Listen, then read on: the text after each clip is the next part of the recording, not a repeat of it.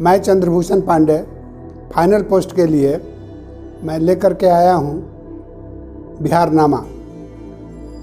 आज यह पहला दिन है। बिहार में जो घटनाएं घट रही हैं, जो समस्याएं उत्पन्न हो रही हैं और जिससे लोग जो है व्यथित हो रहे हैं, मैं वैसी कहानियों को आपके सामने हर सप्ताह प्रस्तुत करूंगा। आज किसानों की व्यथा के बारे में मैं आपके सामने उनकी व्यथा को रखूंगा कि वो कितनी कठिनाई झेल रहे हैं। बिहार के करोड़ों किसान आज अरवा बंदी के कारण व्यथित हैं और गेहूं की बुआई में यह सबसे बड़ी रुकावट हो गई है। आप जानते हैं कि बिहार एक कृषि प्रधान प्रदेश है और कृषि के अलावा यहाँ कोई उद्योग नहीं है। उद्योग विहीन बिहार स्टेट बार बार अपने विधानसभा में, विधान परिषद में बिहार के लिए विशेष पैकेज की मांग करता है और जो व्यवस्था बिहार में है, सरकार के पास है, उसमें भी उलट पुलट निर्णय लेने के कारण यहाँ के लोगों को वह कठिनाई में डालता रहा है। आप जानते हैं कि बिहार में शराबबंदी है और शराबबंदी का शोर देश के हर प्रदेशों में हो रहा है। अब यहाँ शराबबंदी के बाद अरवा बंदी शुरू हो गया है।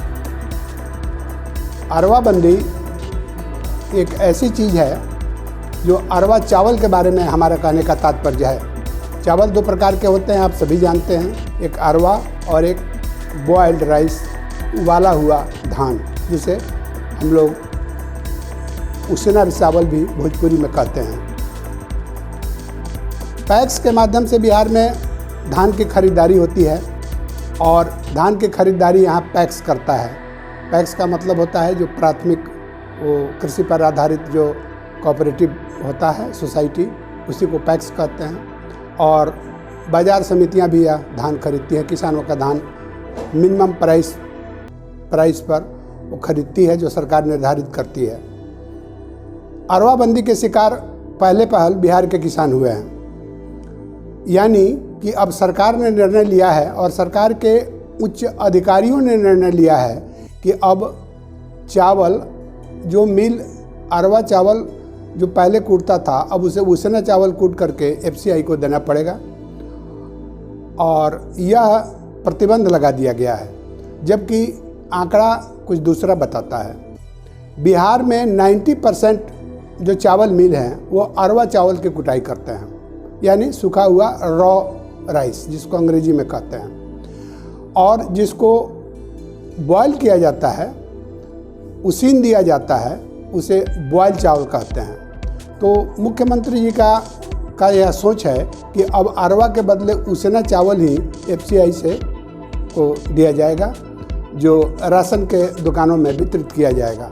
ऐसे उसना चावल स्वास्थ्य के लिए लाभप्रद होता है, लेकिन किसानों के लिए यह अलाभप्रद हो रहा है, क्योंकि हर ज़िले में 90% चावल मिल अरवा चावल के होते हैं और आज भी हैं, जिसमें से 70% चावल मिलों को सरकार ने कर्ज दिया है, जिसके आधार पर वे ड्राई मशीन या अपना मिल बैठाए हुए हैं और कर्ज का बोझ उन पर लदा हुआ है। दूसरी तरफ अब जैसे पूर्वी चंपारण ज़िले में बिहार के यहाँ पर करीब 50-55 चावल मिलें हैं, जिसमें 3 मिल ही उसना चावल ये बनाता है। तो यहाँ के 250 से ज़्यादा पैक्स को उसी तीनों मिलों पर लाद दिया गया है, जो 2 महीने में क्या 2 बरस में भी चावल बना करके सरकार को नहीं दे सकता है। समस्या यह है कि ये पैक्स किसानों की धान की खरीदारी सरकार के द्वारा निर्धारित मूल्य 1945 रुपये पर किलो क्विंटल पर करते हैं और इसे चावल की मिलों को सुपुर्द कर देते हैं और चावल का मिल जब चावल बना करके देता है तब इन्हें पैसा मिलता है। तो जब यह निर्णय बिहार सरकार ने लिया कि अब उसना चावल ही मिलों से लिया जाएगा, तो मिल जो है सो अपने को अक्षम बताया कि हम इतना चावल नहीं कूट सकते हैं। तो पैक्स वालों ने हड़ताल कर दिया।